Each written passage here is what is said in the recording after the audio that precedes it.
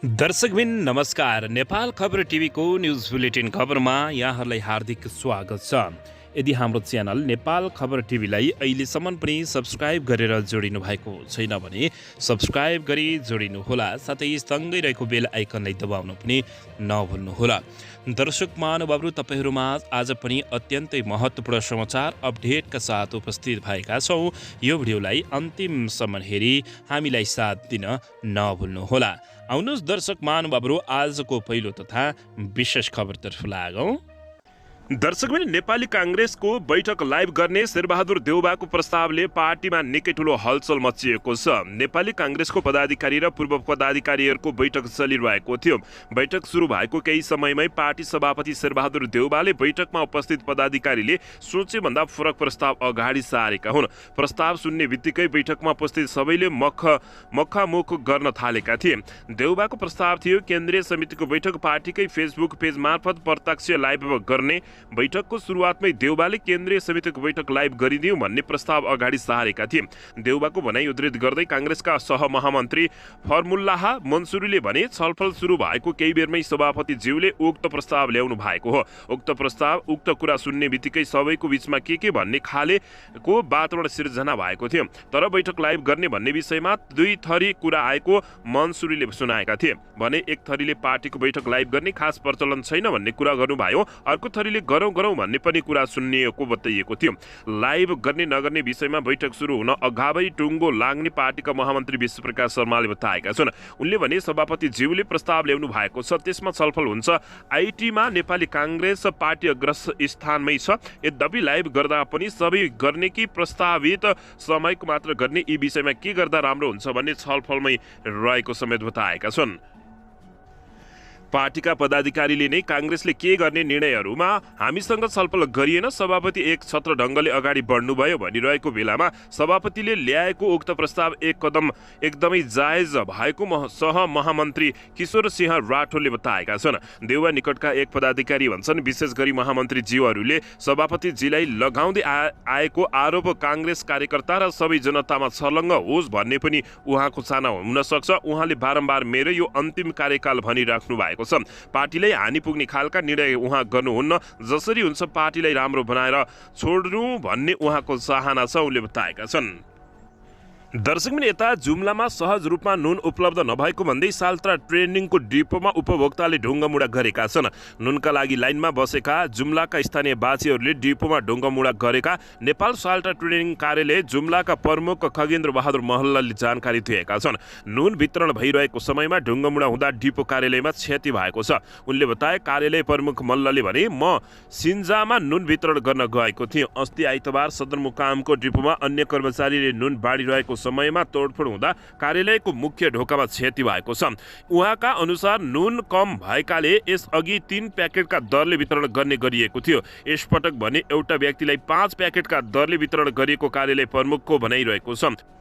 जुम्लाका प्रमुख जिल्ला अधिकारी जयकुमार घिमिरेले कार्यालयले नुन बाँडिरहेको समयमा अपुग भएपछि अब केही व्यक्तिले ढुङ्गामुढा गरेको जानकारी दिएका छन्। अब नुन वितरण उडाबाटै गर्ने गरी चाँडै काम अगाडि बढाइएको समेत उनको भनाइरहेको छ। गएको वर्ष जुम्लाका लागि 2500 क्विन्टल नुन स्वीकृत भए पनि भर्खरै मात्र 2080 क्विन्टल नुन थप भएकाले कार्यालयमा नुनको अभाव नभएको नेपाल साल्ट ट्रेनिङ कार्यालय जुम्लाले जानकारी दिएको छ। यहाँको सिन्जा क्षेत्रमा पर्ने 3 पालिका का लागि नाराकोटमा नुनको उपशाखा कार्यालय स्थापना गरी नुन वितरण भइरहेको कार्यालयले जानकारी दिएको छ।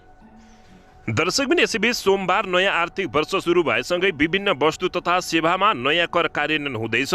आर्थिक ऐन 2080ले सोमबारदेखि 3वटा नयाँ कर सुरु गरेको छ भने विद्यमान करका दरमा पनि धेरै नै फेरबदल गरेको बताइएको छ। साउन 1 गतेदेखि विलासिता शुल्क, वैदेशिक रोजगार सेवा शुल्क, वैदेशिक पर्यटन शुल्क कार्यान्वयनमा आउने बताइएको छ। सरकारले विलासिताका वस्तु तथा सेवा भनेर परिभाषित गरेका 5 तारे र सोभन्दा माथिल्लो स्तरका होटलबाट सेवा लिँदा 2% विलासिता शुल्क बुझाउनु पर्ने बताइएको छ। त्यस्तै मदिरा आयात गर्दा भन्सार बिन्दुमै 2% कर लगाउने, विलासिता शुल्क लाग्ने भन्ने भन्ने 10 लाख रुपियाँ भन्दा बढी मूल्यका हीरा, मोती, पत्थर, जडित सुन वा बहुमूल्य धातुहरूका गरगहना किन्दा पनि उपभोक्ताले सोही दरमा सेवा तिर्नुपर्ने बताइएको छ। त्यस्तै ट्राभल एजेन्सीले वैदेशिक विदेश भ्रमणको प्याकेज बिक्री गर्दा वा फर्म वा कम्पनीले व्यवसाय प्रवर्धनका लागि आफू सम्बद्ध व्यक्तिलाई वैदेशिक भ्रमणमा लैजाँदा भुक्तानी रकममा 5% वैदेशिक पर्यटन शुल्क लाग्ने व्यवस्था गरिएको बताइएको छ। यो व्यवस्थाले कम्पनीहरूले प्याकेज खरिद गरी आफू सम्बद्ध व्यक्तिहरूलाई विदेश पठाउँदा यही कर पनि दोहोरो पर्ने जोखिम देखिएको बताइएको छ। दर्शक महानुभावहरू, त्यस्तै म्यान पावर कम्पनीले वैदेशिक रोजगारीमा जाने व्यक्तिबाट असुल गरेको रकममा 1% रकम वैदेशिक रोजगारीमा सेवा शुल्कको रूपमा जम्मा गर्नुपर्ने व्यवस्था गरिएको छ। यसैले वैदेशिक रोजगारीमा जाने शुल्क महँगो बनाउने बताइएको छ। 50 लाख रुपियाँ भन्दा बढी आय गर्ने व्यक्तिहरूले 39% कर लागू बताइएको छ। सरकारले चालु आर्थिक वर्षदेखि आयकरको सबैभन्दा माथिल्लो स्ल्याबमा परिवर्तन गरी वार्षिक 50 लाख भन्दा धेरै आयात गर्ने व्यक्तिगत करदाताले 30% कर तिर्नुपर्ने व्यवस्था गरिएको छ। यो कर पनि साउनदेखि नै लागू हुने जानकारी प्राप्त भएको छ। दर्शकबिन, यता सफ्टवेयर निर्यात गर्दा आउने पैसामा 10% कर लाग्ने बताइएको छ। साउनदेखि विदेशमा business process outsourcing software programming गरी विदेशी मुद्रा ल्याउँदा लाग्ने करमा गरिएको विरुद्ध पनि सोमबारदेखि लागू हुने बताइएको छ। दर्शकबिन, यता नेपालमा कृषि व्यवसायमा गत आर्थिक वर्षमा दिएको 100% कर छुट यस वर्षदेखि हटाइएको छ। दर्शक महानुभावहरू, त्यस कृषि व्यवसायीहरूलाई 20% करमा 50% कर छुट दिएर 10% मात्र लिने गरिएकामा गत आर्थिक वर्षमा शून्यमा झारिएको थियो। दर्शक महानुभावहरू, यता भने बैंकबाट पाइने ब्याजमा कर लाग्ने बताइएको छ। कर बढ्ने बताइएको हो। बैंकिङ, वित्तीय संस्था तथा सहकारीमा राखेको निक्षेपबाट सर्वसाधारणले पाउने ब्याजमा विगतमा लाग्दै आएको 5% करलाई वृद्धि गरी 6% पुर्याइएको छ।